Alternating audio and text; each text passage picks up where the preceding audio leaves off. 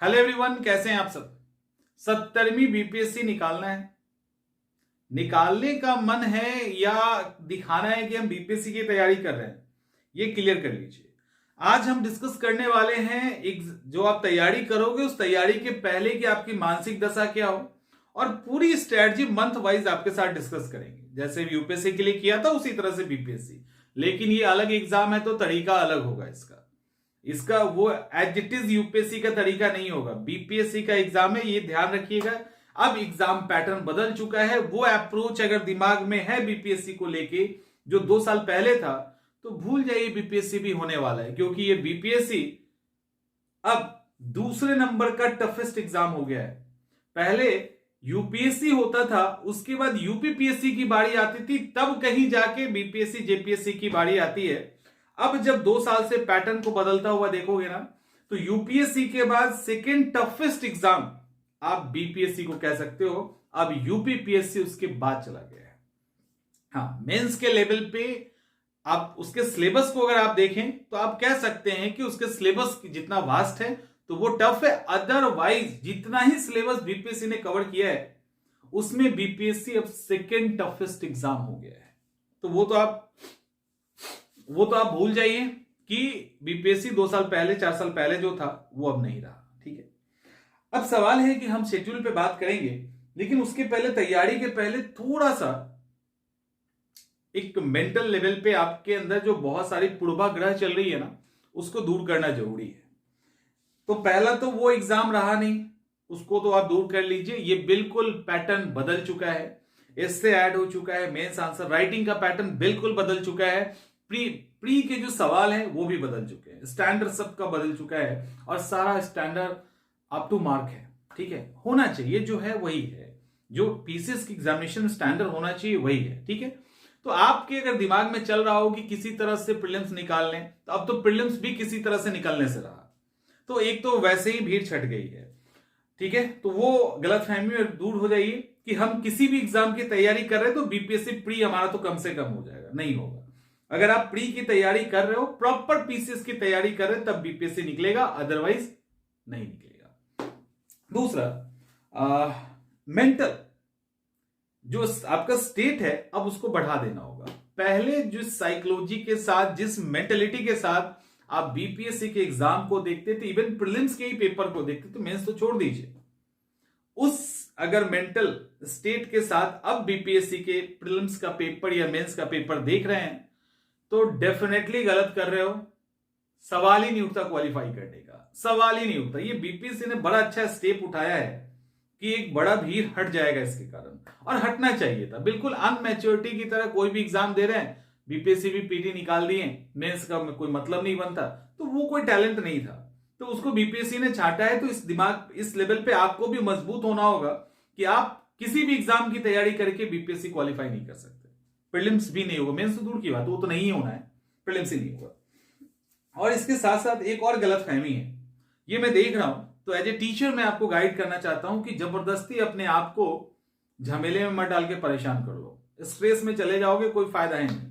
क्योंकि ये जो टीचर का एग्जाम जब से बीपीएससी ने लिया है ना, एक गलतफहमी हो गई है टीचर्स को, जो टीचर क्वालिफाई कर रहे हैं या इवन एग्जाम में बैठ रहे हैं, उनको क्या लग रहा है कि मैंने बीपीएससी क्वालिफाई किया, बार बार मुंह से आ रहा है बीपीएससी क्वालिफाई किया। बीपीएससी ठीक है, बीपीएससी ने एग्जाम लिया और बीपीएससी आपने क्वालिफाई किया, लेकिन आपने बीपीएससी के टीचर का एग्जाम क्वालिफाई किया है और वो पीसीएस का एग्जाम नहीं है बीपीएससी का।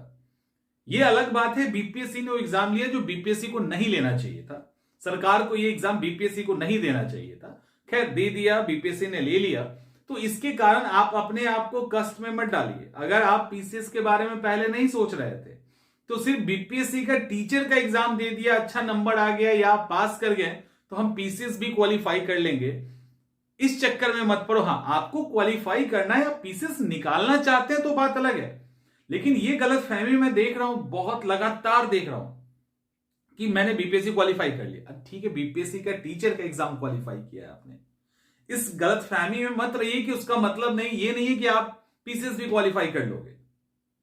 आप करना चाहते हैं तो आप कर लेंगे, वो भी एक अलग बात है, लेकिन टीचर बन गए हैं तो पीसीएस भी निकाल देंगे नहीं, दोनों अलग एग्जाम है। आप डिफरेंट लेवल के एग्जाम में पार्टिसिपेट किए हैं और एक डिफरेंट पैटर्न पे आपने एग्जाम दिया, वो एक अलग एग्जाम ही है, उसको इससे कोई लेना देना नहीं है, और उसका जो स्ट्रेस है वो अलग है और इसका एकदम से अलग होगा। तो अगर आप सीरियसली तैयारी करना चाहते हैं तो इस लाइन में कूदिए, इस गलत फहमी में नहीं कि एक तो बीपीएससी का निकाल दिए तो ये भी निकल जाएगा, तो फालतू का स्ट्रेस लेने का जरूरत नहीं है। ठीक है, तो ये गलत फहमी अगर है तो दूर कर लीजिए, जो रियलिटी है उसको एक्सेप्ट करने में कोई दिक्कत नहीं है। और एक और सवाल आता है कि क्या शहर में जाके पढ़ाई की जरूरत है? देखो वो दौर चला गया, अब हम जैसे कई टीचर्स हैं जो आपके पास आते हैं पढ़ाने के लिए, तो वो एक दौर था जब था आपको बाहर आना पड़ता था, और मेरे हिसाब से बड़ा कंफर्टेबल जगह होता है जो आपका घर होता है, आप कई तरह से वहां पे सुरक्षा में रहते हैं। एक तो डिसिप्लिन आपका वैसे ही मेंटेन होता है कि घर में गार्जियन है तो ज्यादा इधर उधर क्या करोगे, एक तो डिसिप्लिन मेंटेन होता है, खाने पीने का कोई झंझट नहीं होता, पार्टनर का कोई टेंशन नहीं होता। तो अगर थोड़ा भी आइडियल कंडीशन है, जो बड़े बड़े टाउन है जहां पे रहते हो आप, उसकी तुलना में अगर 50% भी आपको पढ़ने का वहां स्पेस मिल जाता है या वो पीस है, तो आप बहुत अच्छा घर से कर सकते हैं, ये गारंटी है, लिख के रख लीजिए। बहुत प्रॉब्लम होती है बाहर जाने के बाद, आप नहीं गए हो अगर, तो आपको लग रहा होगा जाके हम कर लेंगे, ऐसा कुछ नहीं होता। अगर थोड़ा भी पढ़ाई का माहौल आपके घर पे बढ़िया है तो घर से बढ़िया तैयारी बाहर नहीं हो सकती। बाहर आप बहुत कुछ फेस करते हैं, आप न्यू कमर है, हो सकता है आपको ये समझ में ना आए, तो बेहतर यह है कि कोई अगर समझा रहा है जो ऑलरेडी एक्सपीरियंस ले चुका है, उसे समझ लीजिए, ये फायदे में रहेंगे। तो आप घर से तैयारी कर सकते हैं और अच्छी तैयारी आप करेंगे, इसमें नो डाउट। इसके बाद सेल्फ स्टडी भूल जाओ, सेल्फ स्टडी भूल जाओ, नहीं तो सेल्फ को ढूंढते ढूंढते 3-4 साल निकल जाएगा और पीछे इतनी भीड़ आ रही है ना कि फिर आप क्वालिफाई नहीं कर पाएंगे, क्योंकि स्पार्किंग एनर्जी अगर स्टार्टिंग की निकल गई तो एक दो झटका जैसे ही लगता है ना, क्वालिफाई नहीं होते हैं, प्रीम में नहीं क्वालिफाई किए, मेंस में क्वालिफाई नहीं किए, वो झटका जैसे लगा तो आपके एनर्जी लेवल डाउन होने लगता है और पीछे से एनर्जी के साथ लोग जो आते हैं वो आपको साइड करते चले जाते हैं, आप कई सारे डिप्रेशन में चले जाओगे, कई सारे टेंशन होगा, और जो बिना टेंशन वाले वो रिजल्ट लेके चले जाएंगे। तो बेहतर यह है सेल्फ के चक्कर में भूल जाइए, वो सब इंटरव्यू सबको छोड़िए, किसी न किसी के गाइडेंस में तैयारी कीजिए, क्योंकि ये सिलेबस इतना भास्ट है और जो लोग ऑलरेडी गाइडेंस में तैयारी कर रहे हैं उनके पास सब कुछ है, तो उस आपसे बेहतर हो सकते हैं वो। तो कोई मौका जो आप नहीं चूक सके, मान लो कि ठीक है आप 2 लाख रुपया पे नहीं कर सकते, तो कोई बात नहीं, तब तो कोई दिक्कत ही नहीं है, ही नहीं तो कर ही नहीं सकते, लेकिन अभी भी ऑप्शन है। अब तो इतने सारे ऑप्शन हो गए, 400, 500, 1000, 2000, 4000, 5000 में अच्छी अच्छी क्लासेस मिल रही है। तो कोशिश कीजिए किसी के अंडर कोई ना कोई गाइडेंस हो, मेंटरिंग हो, उसके अंदर आप प्रॉपर काम करें। ठीक है, तो ये सारी चीजें पढ़ाई के पहले, फिजिकल हेल्थ पे ध्यान देना है, साथ में मेंटल हेल्थ पे ध्यान देना है, तो इतना आपको करना है। पढ़ाई के पहले मानसिक रूप से तैयार होना जरूरी है, सारी गलतफहमी और पूर्वाग्रह को दूर कर लीजिए कि आपका ये रास्ता फूलों भरा नहीं है, ये रास्ता कांटों भरा है। तो कांटे भरे रास्ते पे चलना है तो इसके लिए दिमागी रूप से प्रिपेयर रहेंगे ना, कि कांटा चुभता रहेगा, बीच बीच में तकलीफ होगी, सब्जेक्ट पढ़ने में, फैक्ट्स याद करने में, आंसर राइटिंग करने में, रोना आएगा, तो ये आपको पहले से पता होना चाहिए कि हमें रोना है, हमें रोते रोते एग्जाम निकालना है, ये आसान काम नहीं है अगर आप समझ रहे हैं। तो ये आपको ये सोच के तैयारी करनी होगी कि कष्ट होगा, वो आईएएस का बेटा तैयारी कर रहा हो कि रिक्शा वाले का बेटा कर रहा हो, फर्क नहीं पड़ता, कुछ सुविधाएं उनके पास होती है, कुछ इनके पास नहीं होती, लेकिन तकलीफ दोनों को होती है। 10 घंटा दोनों ही बैठते हैं, कोई एसी में बैठता है, कोई नॉन एसी में बैठता है, ठीक है, लेकिन मेहनत उतनी करनी होती है दोनों को, समझ में आ रहा है? तो उस पेन के साथ गुजरना पड़ेगा। अब सवाल है कि बीपीएससी की तैयारी के लिए आपके पास टाइम है, आपका जो प्री का एग्जाम है वो 30 सितंबर को है ना, 30 सितंबर को है, तो बहुत टाइम है अभी आपके पास।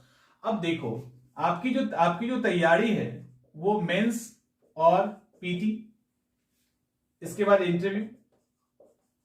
मेरा तो सजेशन रहता है कि इंटरव्यू से तैयारी कीजिए, लेकिन आप में से अधिकांश को समझ में नहीं आती है बात, तो उसको छोड़ देते हैं, यानी इंटरव्यू को हम अभी छोड़ देते हैं, चलो बाद में देखा जाएगा।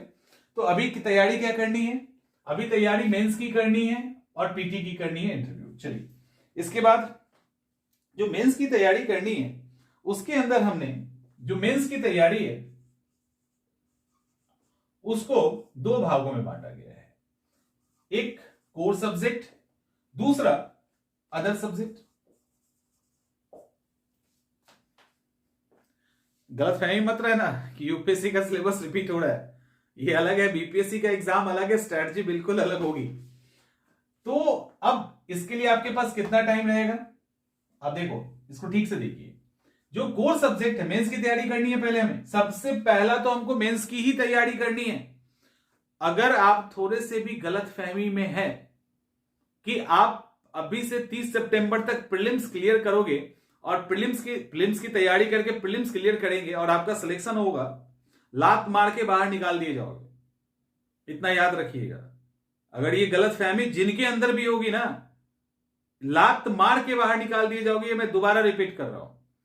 तो ये गलत फहमी दूर कर लीजिए, सवाल ही नहीं उठता एंट्री होने की। मेंस के अंदर नाना नाना जितने हैं सब याद आ जाएंगे। तो इसलिए इस गलत फहमी में बिल्कुल मत रहिएगा। मैं जानता हूं बहुत सारे ऐसे स्टूडेंट हैं जिनको लगता है पीटी निकलेगा नहीं तो मेंस का क्या करेंगे। तो पीटी निकलने के लिए अगर सितंबर तक आप पढ़ने वाले तो बीपीएससी को छोड़ दीजिए, कोई फायदा नहीं है बीपीएससी करने का। समझ में आ रहा है? तो आप एकदम से प्रीलिम्स को अभी भूल जाइए। कैसे भूलना वो हम बताते हैं। भूलना भी नहीं है, साइड करना, उसके इंपॉर्टेंस को कम करना है। मेंस को देखो अच्छे से। मेंस की तैयारी जब आप करेंगे तो मेंस में आपका कोर सब्जेक्ट और एक अदर सब्जेक्ट। कोर सब्जेक्ट के लिए आपके पास कितना टाइम है, मार्च तक का। ठीक से देखिए। अदर सब्जेक्ट के लिए आपके सामने, अदर सब्जेक्ट के लिए क्या टाइम है, अप्रैल मई जून। जून नहीं, ये गलत है ना, मार्च नहीं, ये अप्रैल तक था। ठीक है, यानी अप्रैल तक आप अब इसकी तैयारी करेंगे। उसके बाद अदर के लिए जून। अभी यहां करना क्या है, करना क्या है इस कोड वाले में, इसके अंदर modern history, geography, polity and what and economics, इतना आपको अभी करना है। ये वो सेक्शन है, ये वो सेक्शन है जिससे प्रीलिम्स में भी सवाल पूछे जाते हैं, जिससे मेंस में भी सवाल पूछे जाते हैं। ठीक है, प्रीलिम्स में भी सवाल आता है और मेंस में भी सवाल आता है। ये प्रीलिम्स और मेंस के अंदर अब आपको क्या करना है, इस अप्रैल के बीच में इसको मेंस के लेवल पे तैयार करना है। ठीक से समझिए, इसके अंदर कुछ ऐसे कॉमन टॉपिक होगा, कॉमन तो सब्जेक्ट ही है, इसके अंदर कुछ कॉमन टॉपिक भी होंगे जो टॉपिक पीटी के अंदर भी पूछा जाता है।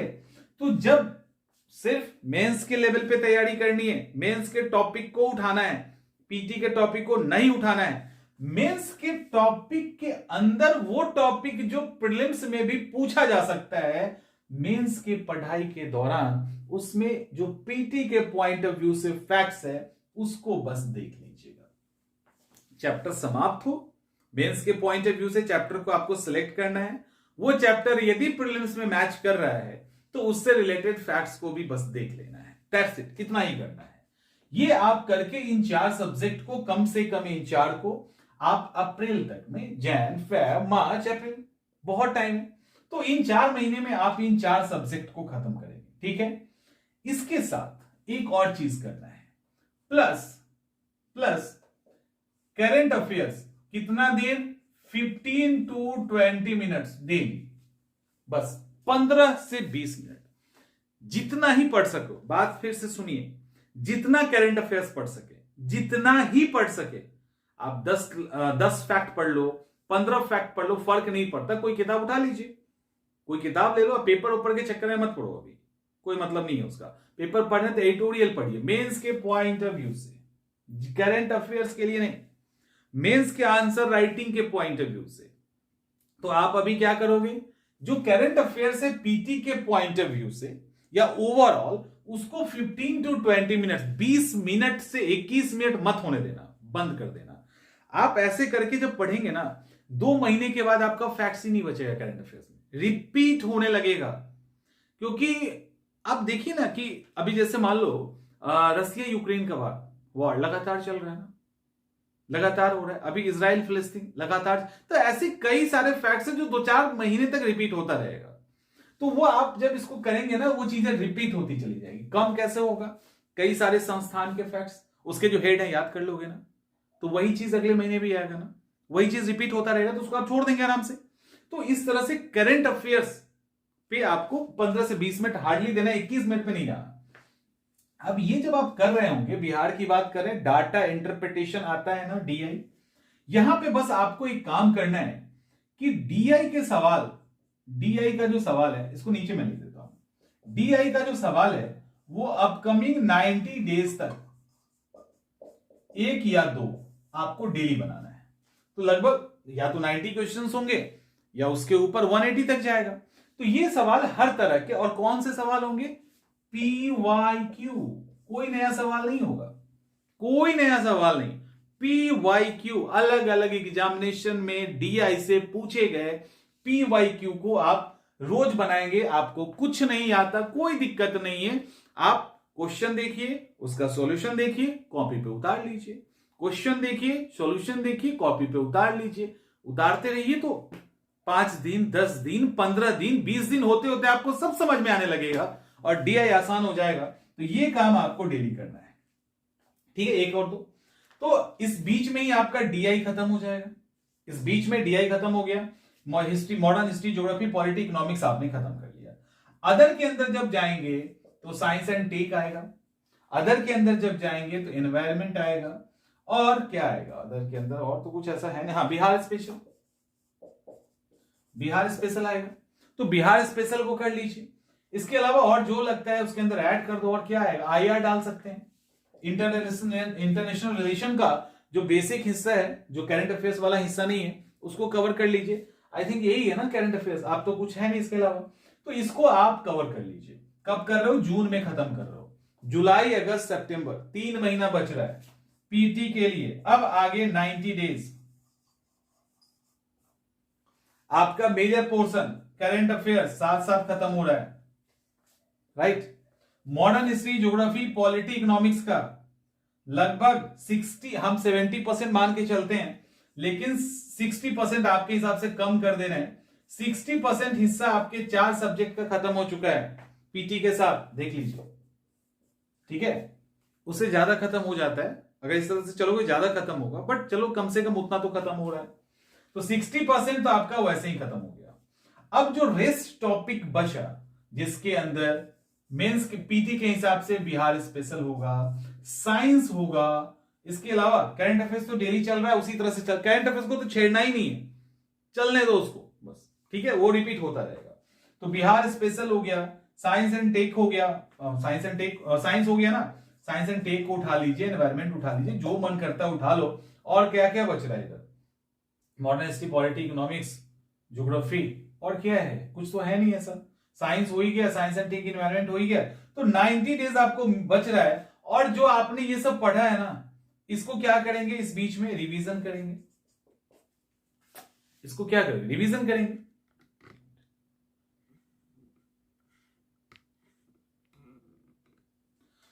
तो इसका आपको रिवीजन करना है, एग्जाम नजदीक आ जाएगा, कहानी खत्म, एग्जाम दे दीजिए जाके। अब ये सब जब हो रहा होगा तो 2 काम और आपको करना है। पहला काम, अब आपको हो गया ऑप्शनल पेपर, ये मैंने जीएस का बताया है, एस्से और ऑप्शनल अभी नहीं बताया है, अभी सुन लीजिए। इसमें एस्से तैयार करने के पहले आपको एक काम करना है, एस्से इसलिए नहीं बताया गया, एस्से तैयार करने के पहले आपको एक काम क्या करना है? वो काम करना है कि अच्छा, उसमें आप, अगर आप में से कोई हिस्ट्री टाइप का ले लेता है, ज्योग्राफी टाइप ऑप्शनल कोई लेता है, तो यहां तो उनको और ऐसे आसानी हो जाएगा। पीटी के लेवल पे फैक्ट्स तो वैसे ही खत्म हो जाएगा, तो कुछ ना कुछ हिस्ट्री ज्योग्राफी टाइप का ही लोगे ना, इधर उधर का फालतू का मत लेना, बेकार का हेडेक हो जाएगा। तो वो आप अगर ले रहे हैं तो आपका तो वैसे ही हो गया ये, तो एक सब्जेक्ट तो वैसे ही खत्म हो जाएगा पीटी के पॉइंट ऑफ व्यू से, तो वो ऐसे ही हल्का है। खैर, इससे कि अगर हम नहीं, आपको करना क्या है? आपको सबसे पहले मेंस के स्टार्टिंग के साथ साथ आंसर राइटिंग स्टार्ट कर देना है, ठीक है। आंसर राइटिंग आपको स्टार्ट कर देना है, यानी आप यहां क्वेश्चन आंसर भी लिखना शुरू करेंगे अगले 4 महीने तक कंटिन्यू। एक सवाल शॉर्ट हो या लॉन्ग हो, कंटिन्यू एक सवाल शॉर्ट या लॉन्ग आपको लिखना है। इससे अभी नहीं कर रहे हैं, कंटिन्यू एक सवाल शॉर्ट या लॉन्ग लिखना है, और लिख के अपने पास मत रख लेना, कोई एक्सपर्ट हो उनको दिखाना। आंसर राइटिंग खुद को हमेशा सेटिस्फाइड करता है, यह सबसे बड़ी गलती हो जाती है आंसर राइटिंग के दौरान। जो आप लिखोगे ना, आपको लगेगा ये इससे बढ़िया तो दुनिया में कोई लिख ही नहीं सकता, हम बेस्ट हैं। समझ में आ रहा है? फील यही होता है कि हम बेस्ट हैं, इससे बढ़िया आंसर राइटिंग कोई नहीं कर सकता। लेकिन एक्चुअली क्या होगा क्या स्टार्टिंग में, वो आंसर राइटिंग एकदम ही बेकार होगा। आप कितने भी बड़े मतलब कितना भी बढ़िया लिखोगे ना, वो स्टार्टिंग में बेकार होना ही है। अगर आपने प्रॉपर आंसर राइटिंग स्कूलिंग में नहीं की है, आप डायरेक्ट अगर कर रहे हो पढ़ के, वो होना ही होना है, उसको कोई नहीं रोक सकता। सिर्फ आपकी नजर में अच्छा होगा। आंसर राइटिंग जब भी लिखे तो चेक करवाते रहे, कहीं ना कहीं आपको आंसर राइटिंग चेक करवाना है। फर्स्ट फेज में जब आप आंसर राइटिंग 4 महीने का कर लोगे, तो सेकेंड फेज में आपको एस्से को काम करना है। क्योंकि अभी इसको मैंने एस्से को क्यों पीछे किया, वो इसलिए किया कि फर्स्ट फेज में आपका आंसर राइटिंग भी हो जाएगा, तो आंसर लिखने आ गया आपको। और दूसरा, आप इस तरह के सब्जेक्ट को जब पढ़ेंगे तो आपके एस्से में या तो सोशल इशू हो सकता है, वुमेन से रिलेटेड इशू हो सकता है, कोई पॉलिटिकल इशू हो सकता है, इंटरनेशनल रिलेशन वाला इशू हो सकता है, तो ऐसे करके इकोनॉमिक से रिलेटेड इशू हो सकता है। तो इससे होता क्या है एक्चुअली, इससे कुछ नहीं होता है। इससे आपके मेंस के सब्जेक्ट के कंटेंट ही होते हैं, उसको एक अलग प्लेटफॉर्म पे एक अलग फॉर्म में लिखना होता है। आप सारे कंटेंट वही यूज करते हैं जो आपने हिस्ट्री, ज्योग्राफी, पॉलिटी, सोशल ये सब पढ़ा है ना, इसी को मिला के आप ऐसे लिखते हैं। कोई ऐसे के लिए अलग से एफर्ट बहुत करने की जरूरत नहीं है। हाँ, लेकिन आप कहोगे कि क्या करना ही नहीं है, तो नहीं, इससे लिखना भी सीखना पड़ता है। समझ में आ रहा है? तो वो एक आपको डायरेक्शन तो चाहिए कि इससे आप कैसे अच्छे से लिख लें। तो यहां पर आपको ध्यान ये रखना है कि जो एस्से है आपका, उस एस्से में इसके बाद आप एफर्ट लेंगे तो एस्से अगले 3 महीने में हर अल्टरनेट डे पे, यानी हर दूसरे दिन पे आपको एक एस्से लिखना है। एस्से आपका 700 to 800 वर्ड्स के बीच में होना चाहिए। इसका मतलब एक long answer, normally long answer 38 word का होता है, तो 400 वर्ड में आप लिखते हो, तो डबल लॉन्ग आंसर आपका हो गया, एक्स्ट्रा लॉन्ग इसको कह सकते हैं। तो आपको बेसिकली एक्स्ट्रा लॉन्ग एस्से का आंसर लिखना है, लेकिन वो आंसर राइटिंग नहीं होगा। ये कंफ्यूज नहीं हो जाना है कि आंसर राइटिंग को खींचना है। एस्से का फॉर्मेट अलग होता है, लेकिन चूंकि इन्होंने 2000 वर्ड दिया नहीं है, 1200 वर्ड दिया नहीं, तो आपके लिए ये फायदा है। आप सटीक शब्दों के साथ एक शानदार एस्से लिख सकते हैं। तो हर अल्टरनेट डे पे आप एस्से लिखिए, आपका एस्से तैयार हो जाएगा। तीसरा रहा ऑप्शनल पेपर। ठीक है, ऑप्शनल पेपर आप क्या लेते हो ये तो आप पे डिपेंड करता है। ऑप्शनल पेपर जो भी लीजिए, हिस्ट्री लेते हैं, पॉलिटी लेते हैं, मेरे हिसाब से तो हिस्ट्री ले लो, सबसे अच्छा है, कोई झंझट नहीं है, क्योंकि ये तो क्वालिफाइंग है ना, कोई स्कोर तो जुड़ नहीं रहा। तो जिनको जो हिस्ट्री में कंफर्टेबल है हिस्ट्री ले लीजिए, अदरवाइज जो जिसमें कंफर्टेबल है आप लीजिए। लेकिन इस ऑप्शनल पेपर को ना आप कम से कम 200 टॉपिक में तोड़ दीजिए, इससे अधिक भी तोड़ सकते हैं तो तोड़ दीजिए, क्योंकि आपके पास बहुत समय है अभी। ठीक है, 200 कुछ ज्यादा नहीं बोल दिया ना, अभी है ना 4 इधर हो गया, हाँ ठीक है। आप लगभग 200 यानी 150 to 200 के बीच में आप इसको छोटे छोटे टॉपिक में तोड़ दीजिए, ताकि बर्डन ना हो, ताकि कोई बर्डन ना हो। अब बस इसको क्या करना है, ऑप्शन में क्या करना है, PYQ प्लस चैप्टर, ठीक है, प्लस फिर से PYQ और प्लस MCQ, इसको बस करते चलिए, बस इसको करते चलिए। ठीक है, इसको आप कंटिन्यू रखिए, 1 घंटा 1.5 घंटे का टाइम दे दीजिए इसको, हार्डली 1 घंटे का देके बंद करो। 1 घंटे में जितना फैक्ट आप पढ़ सकते हो ना ऑप्शनल के, जितने भी कर सकते हो उतना 1 घंटा में करिए, 1.5 घंटा उससे ज्यादा मत दीजिए। करते करते अपने हो जाएगा, करते करते हो जाएगा। आप करके तो देखो। हाँ, इसमें आपको जो करना है वो है टेस्ट सीरीज, पीटी का भी और मेंस का भी।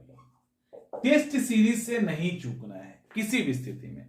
आप 1 मिनट के लिए क्लास लेना छोड़ सकते हैं, टेस्ट सीरीज मत छोड़िएगा। यदि सिलेक्शन लेना है तो जितनी बार एग्जाम देना उतनी बार टेस्ट देना, वो प्रीलिम्स का हो या मेंस का, हर बार एग्जाम के पहले आपको टेस्ट देना है। ये एकदम से गांठ बांध के रख लीजिए।